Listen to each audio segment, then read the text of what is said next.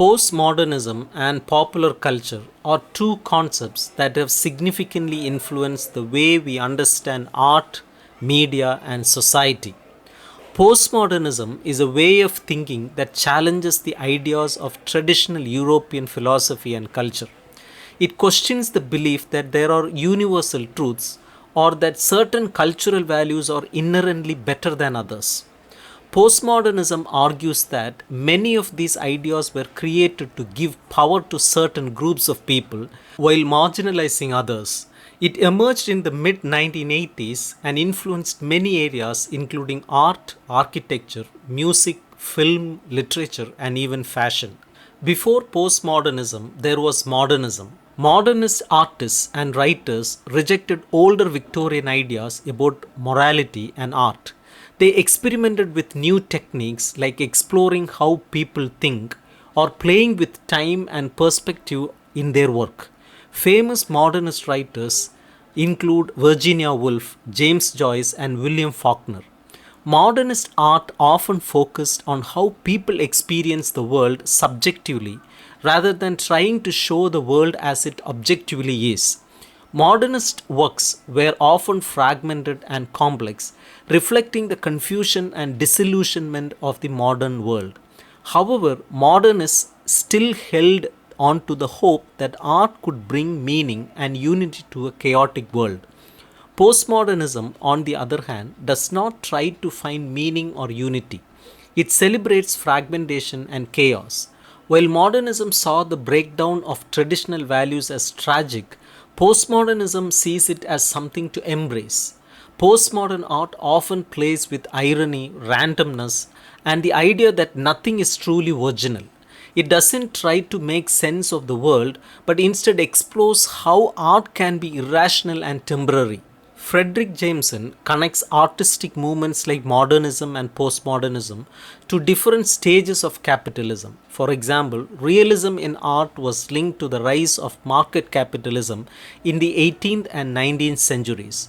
Modernism, with its focus on fragmentation and subjectivity, emerged during the era of monopoly capitalism in the late 19th and early 20th centuries.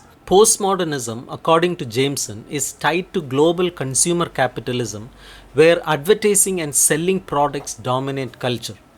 Another important idea in postmodernism is the rejection of grand narratives. Lyotard argues that societies use grand narratives, big stories about progress, democracy, or human happiness to create a sense of order and stability. Postmodernism does not believe in these grand stories. Instead, it focuses on smaller local narratives that reflect the diverse and fragmented nature of modern life. Baudrillard talks about how postmodern culture is filled with simulacra, copies of things that don't have an original. For example, video games or digital music don't have an original version in the same way a painting or sculpture does. In postmodern culture, the line between reality and artificiality becomes blurred. Think about reality TV shows, which are supposed to reflect real life but are often scripted and edited to be more entertaining. Baudrillard argues that in postmodern life, we are constantly bombarded by images and media that lack depth or originality. This makes it hard to tell what is real and what is artificial. Postmodernism reflects the energy and diversity of contemporary life, but it also highlights the lack of coherence and depth in modern culture. It is like living in a world where everything is constantly changing and nothing is permanent or truly meaningful. Popular culture refers to the everyday cultural products that most people consume, like movies, TV shows, music, comic books, and video games. Before the 1960s, popular culture was not taken seriously by academics. It was just seen as entertainment. But over time, scholars in fields like American studies, literature, film studies, and sociology began to study popular culture to understand how it shapes and reflects society. There are four main ways to analyze popular culture. First, production analysis. This looks at who creates popular culture and why. Who owns the media? What are the goals and constraints of the people who make movies, TV shows, or music? Is popular culture created for profit or does it have a deeper purpose? Second, textual analysis. This examines how specific works of popular culture create meaning. For example, how does a TV show or a song convey certain ideas or values? Third, audience analysis. This focuses on how different groups of people interpret and use popular culture.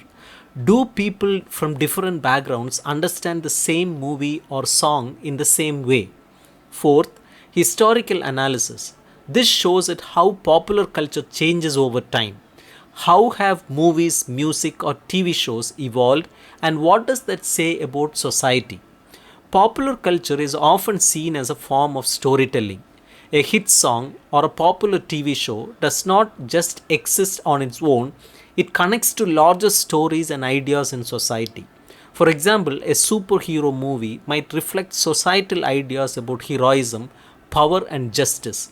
Popular culture also creates subject positions or identities for the people who consume it. Instead of seeing people as independent individuals, postmodernists argue that our identities are shaped by the media and culture we engage with. Sometimes popular culture can take over a literary work and change how we see it. A great example is Frankenstein. The original novel by Mary Shelley is a complex exploration of science, morality, and humanity. But over time, popular culture has turned Frankenstein's monster into a Halloween icon, often portrayed as a mindless, scary creature. This popular culture version of Frankenstein can make it hard to read the original novel without thinking of the monster as a green bolt necked figure. At the same time, these popular culture adaptations can also open up new ways for interpreting the story, showing how flexible and enduring Shelley's work is. Postmodernism and popular culture are deeply connected. Postmodernism challenges traditional ideas about art, meaning, and reality, while popular culture reflects and shapes the way we see the world. Together, they show how complex and ever changing our cultural landscape is. Whether it is a fragmented postmodern novel or a blockbuster movie, both remind us that culture is never static. It is always evolving, reflecting the world we live in and the stories we tell.